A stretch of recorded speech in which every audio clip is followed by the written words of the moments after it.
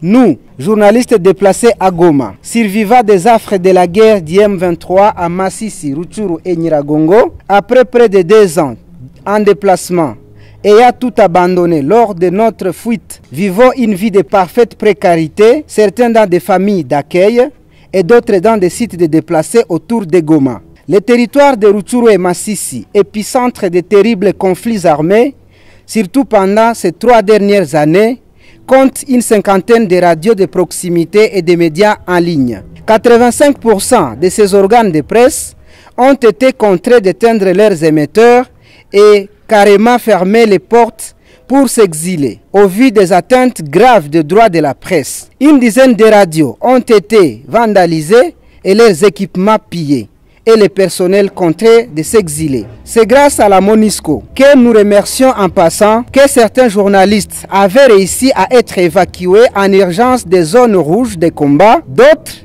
avions fait les jours, voire des semaines, pour atteindre Goma dans des circonstances parfois mortelles. Les corporations d'encadrement et de défense des droits des journalistes INPC, Cohacon et Remède des GED, ainsi que certains de leurs partenaires que nous adressons notre reconnaissance, n'avaient ménagé aucun effort pour immédiatement encadrer une quarantaine de journalistes déplacés avant d'être confrontés aux moyens très limités il y a une année passée.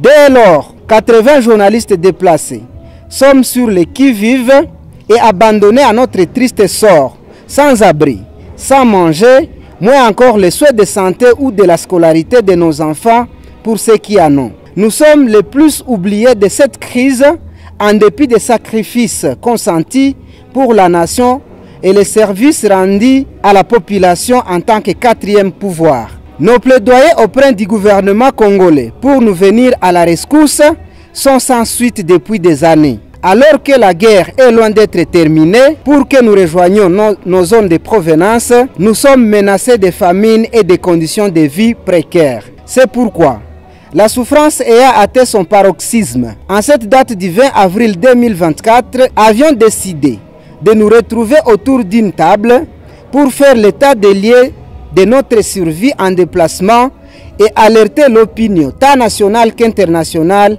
sur notre souffrance sans précédent.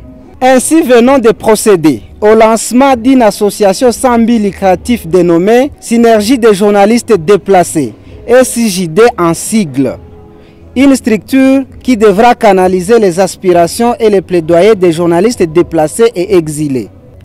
Demandons en fait aux autorités congolaises, aux corporations de défense des droits des journalistes, aux organisations non gouvernementales nationales et internationales intervenant dans la protection, aux personnes de bonne volonté d'écouter nos cris d'alerte et de détresse afin de soulager tant soit peu la souffrance des journalistes déplacés en attendant la fin de la guerre et le retour dans nos zones de provenance. Pour les journalistes de la synergie des journalistes déplacés, nous vous remercions.